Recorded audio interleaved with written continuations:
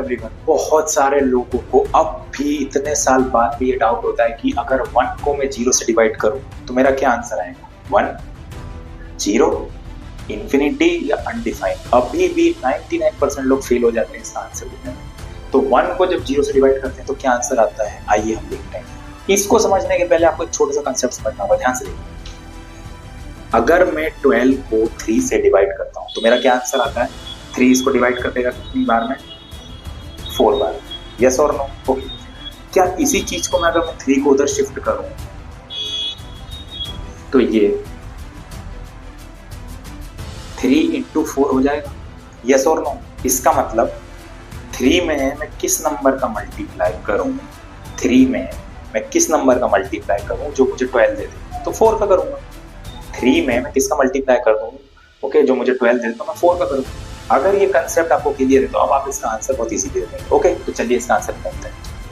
इसी कंसेप्ट का यूज करके हम निकालेंगे इसका आंसर। तो वही कंसेप्ट अगर लगाएं तो 1 को जब मैं 0 से डिवाइड करूंगा तो कुछ ना कुछ मेरा आंसर आएगा, यस और नो? इनमें से ही कोई आंसर होगा। ओके, अब मैं अगर 0 को इधर शिफ्ट करता हूं तो 1 is equal to 0 into whatever my answer is, जो भी मेरा आंसर होगा।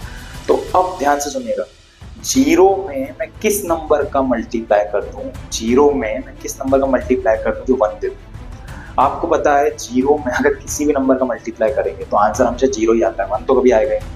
0 का किसी भी नंबर के साथ मल्टीप्लाई कर देंगे तो हमेशा आंसर 0 ही आता है, लेकिन यहाँ तो 1 आ गया। तो क्या आंसर आना चाहिए, अगर मैं यहाँ पे 1 रखूंगा, आपका ये वाला ऑप्शन 0 बन जा, 0 आना चाहिए, लेकिन यहाँ तो 1, यानी ये ऑप्शन तो होगा। अगर मैं यहाँ 0 रखूँ, 0 into 0 वो भी 0 होता है, लेकिन यहाँ तो 1 है, तो ये भी कट गया। इन्फिनिटी का मतलब होता है कि अनंत तक जा रही कोई भी संख्या। तो यहाँ पर कोई भी नंबर रख दीजिए, आप कोई भी नंबर रख देंगे उसका 0 से मल्टीप्लाई होगा तो आंसर 0 ही आएगा, तो ये भी गया। इसका मतलब है जब भी हम 1 को 0 से डिवाइड करते हैं उस आंसर को हम कभी भी डिफाइन नहीं कर सकते, यानी कि आंसर है अनडिफाइंड।